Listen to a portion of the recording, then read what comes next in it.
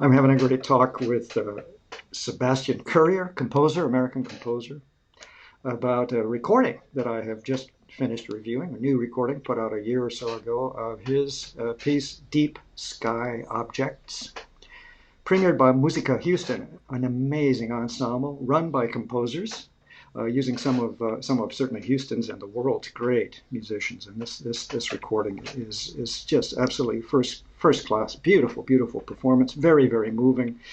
Just a little rundown, Sebastian, if you just give me a moment. I want to make sure everybody's clear that you are one of our great American composers. You have Oh, that's very sweet of you. you have commissions all over the place. Kronos Quartet, New York Philharmonic, it goes on and on and on. This piece is particularly evocative, makes use of electronic sounds as well as a piano quintet. I found it very interesting. I read maybe in the program notes something about, the romantic song leader that was in the 19th century, that kind of pairing of soprano. We have soprano in this piece, we'll talk about it in a minute, and piano quintet. And you have captured the idea of that period and the romanticism in these texts by Sarah Manguso. Am I pronouncing her name correctly? I think so. I hope. Manguso. Yeah. And so here's what we're talking about. The piece, again, Deep Sky Objects, was premiered in 2013 at the Houston Space Center, no less. And it's a wonderful little, let me just give a little bit of a synopsis of the piece. It's basically a love song cycle, as we started to mention. But it explores in the wonderful way, as in the text, intergalactic longing and desire. I love that. It's a cycle. A woman sings of her lover who is far away, a remote planet or unspecified, a galaxy somewhere. It has that kind of distance and spatial connotation to it. This 10-movement piece, 10 brief movements, very beautiful work, and she. But this longing and this love story also has a far greater metaphor. I think this idea of humankind not being alone in the universe, perhaps, maybe other, perhaps, probably, Right. as we quite well know, we're not alone. Right. It's just too big, too many other planets of our sort out there. But that idea of the enormity of the universe that you capture so well with these amazing electronic sounds, and that we might not be alone. Deep Sky Secrets Objects. Let me see if I can find it here. Let's just talk for a minute about the cast of characters, if you will, for this recording. Again. Anthony Brandt, he's Shepherd School of Music composer, Rice University in Houston. His soprano, Carol Bennett, wonderful voice, beautiful professional. This is the highest level of musicians, wonderful. Maureen Nelson, violinist, Lisa Burrow, violin on this recording. James Dunham, a pal of mine at Cal Arts when a long time ago, violist. Lechazar Kostov, I hope I'm pronouncing his name beautifully, cellist, fabulous, a beautiful duet, gorgeous love duet in this piece. And Tali Margulis, I hope I'm pronouncing correctly, pianist, first-class musicians for this recording and for this performance sometime earlier. Let's start. I'm just going to run down here. I asked you earlier, you've had some experience with using electronics. How tough a deal is that? I mean, where do you begin? It's chicken and egg thing. Do you begin with the electronics? Do you begin with the piano quintet and then add the overlay of electronics? How does that work?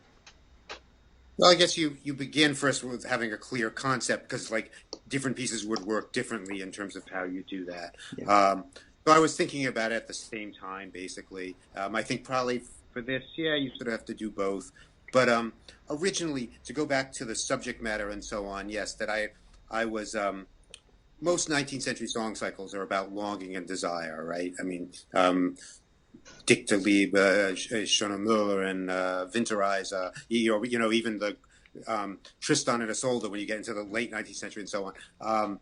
And so I wanted to do something like that and sort of exaggerate it on these realms of intergalactic realms. And so to embed that very idea that I was taking that in the instrumentation, I thought to use a piano quintet, which is like a quintessentially 19th century form, right? And then also electronics. And originally I thought to use more like analog electronics. Like, do you know the movie like Forbidden Planet? Sure. It has this great score and so on like that. So more like of that sort of classic analog electronics. But then, it is a digital world, and just in the sort of making of it, I ended up shifting and got interested instead of this idea of sounds from space, which of course you might say, what do you mean? It's a vacuum. There are no sounds. And that's generally true. But the thing is, even in science, it's used sometimes. For example, pulsars, when you have two stars that spin around each other, they make this beating pattern, which actually scientists convert into sound waves just because they can sort of audition it. Might hear things about it just quickly by making sound. So I started finding all these various sounds that are usually conversions of electromagnetic radiation. Although there's one in one movement, the last movement of the piece, that uses when they had a probe that landed on one of the moons of Saturn, it had an actual microphone. So you're actually hearing the sound of the atmosphere, because you need an atmosphere, right, to have sound, but you do hear it from this foreign planet. So that is absolutely stunning. But which is totally, the sound isn't amazing, right? But the idea is amazing. Well, actually, the sounds also are amazing. I'm going to use words that may not be adequate, but the sounds of kind of empty winds, the sounds that you capture, the vastness of the universe that you recreate in sound. I can't figure any other way to describe it. But at the same time, I heard birds. In one movement, I heard, you do other sounds. The electronics are used in a very wonderfully percussive way. It's just fabulous. What made you use the sort of babbling voices? And I think that's number 8, the 8th movement. I hear this.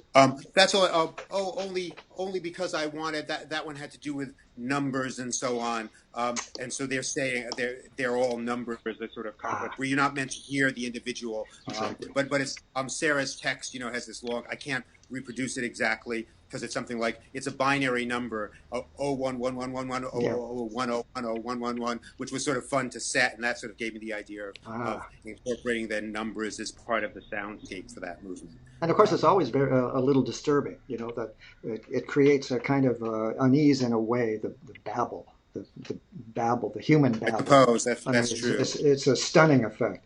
And when have you worked with poet Sarah Manguso before? What?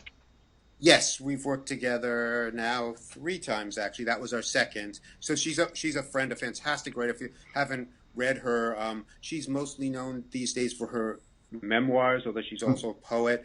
2 Kinds of Decay, Ongoingness, The Guardians are her memoirs. And so I've always loved her work, and I feel there's some sort of I don't know, we're on the same wavelength. And so she did a piece of mine called Sleepers and Dreamers, which was sort of about the science of sleep and then the subjective world of dreams. So she did the science of sleep part, and then the dreams were actual dream accounts. And then when I asked her about this one, Deep Sky Objects, which is her name, by the way, she made that entirely. And I said, I want to write this intergalactic love song, and I described it. I could tell the sort of the sci-fi stuff, she, either way, she didn't care that much, but she said, longing, desire, I'm in, so that's most of anything. Which is why, actually, she sort of, I think in my mind, it's interesting collaborating with somebody, because it's this dance where I didn't get the text I necessarily expected. I loved it, but I didn't get what I was thinking. On the other hand, she would have never written it if I hadn't come to her, because it was an idea that she would have never, done. So you get this interesting third thing that emerges from that.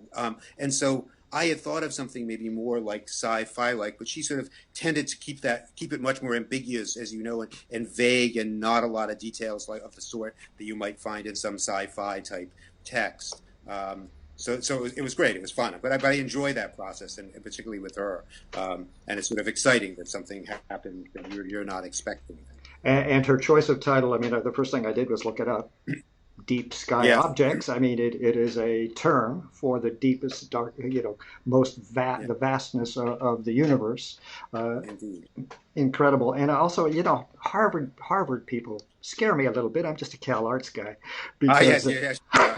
Yeah. you mentioned Yeah. you Well, mentioned she's a she's very smart. Yeah, yeah. So. you mentioned you must be in good company also with Bryant Brant, because he's also a co-author of an incredibly profound, deep book. I'm trying to find it here, but can't find it just now. But you know what I mean? Thinkers, deep thinking Yeah. stuff, and I don't mean that in a. It almost sounds patronizing, but I mean it in that Yeah. Yeah.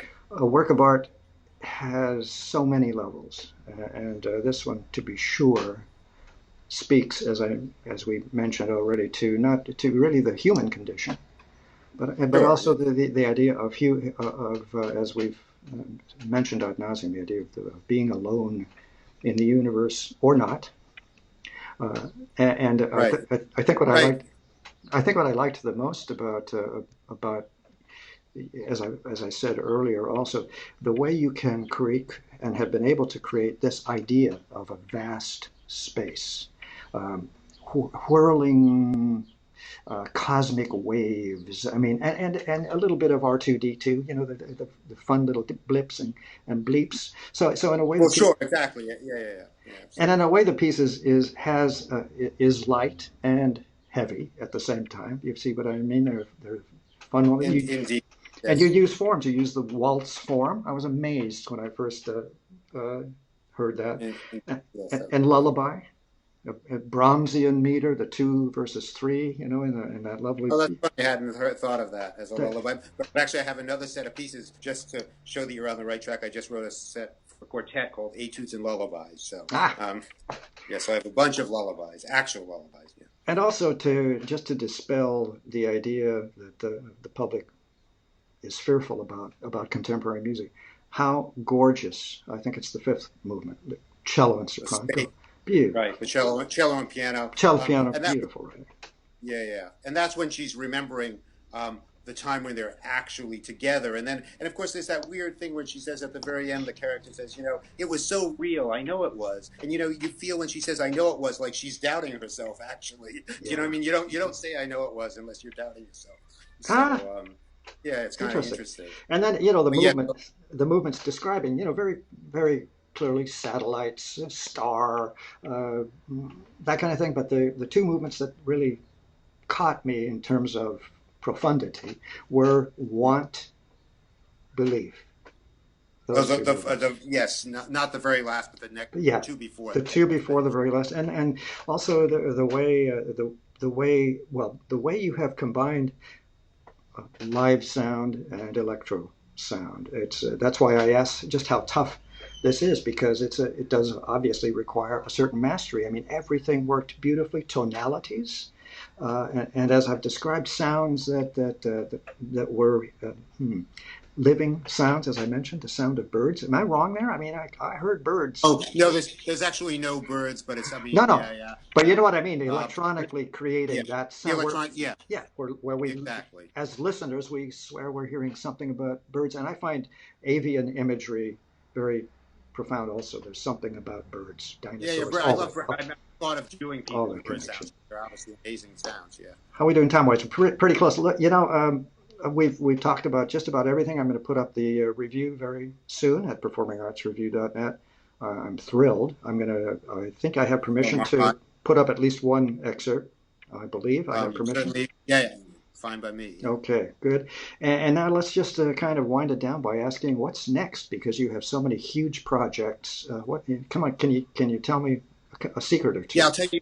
I'll tell you a few, because one I want to mention, even though it's a little up the road because it's pertinent. But right now, I just finished a violin concerto for Bibescride, a Latvian Mhm. violinist with the BSO, Boston Symphony and Gewandhaus. So I'm very excited about that. Wow. But then, but then more pertinent to this subject is I'm also working right now with Robert Dijkgraaf and Pia de Jong, his wife. He's a physicist, well-known Dutch physicist who runs the Institute for Advanced Study in Princeton right now as the director. And we're writing a piece that deals with physics a choral piece that deals with physics and sort of our place, human place within that world. So it's sort of a revisiting this idea.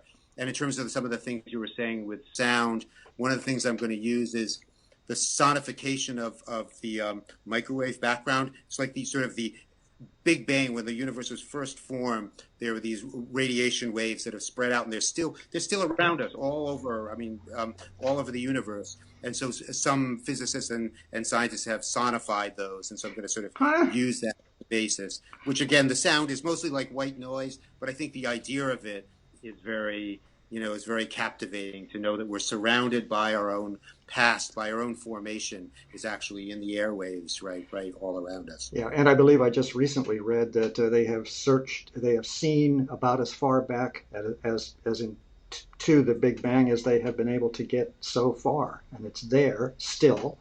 The sound, Right. the imagery, the color, something about a red dot. Anyway, just the amazing universe that we all live in. I think I'm done. Indeed. I'm frankly exhausted. By the way, what do you read? What do you read for leisure? For leisure, I don't know. Well, right now, actually, truthfully, no. This is it isn't always this, but right now I'm reading a book on neuroscience. But See, um, I figured. but no, other times. But yeah. Sebastian Right. Currier, American composer. Many thanks for chatting with me, giving me a little bit of your Sunday at your mom's house in Providence. That's above and beyond the call of duty. I thank you very much indeed. Well, I thank look you. I look forward Good to to seeing talk you to at some you. point. Great I hope pleasure. so. Bye Okay, bye. take See you. care. Yeah.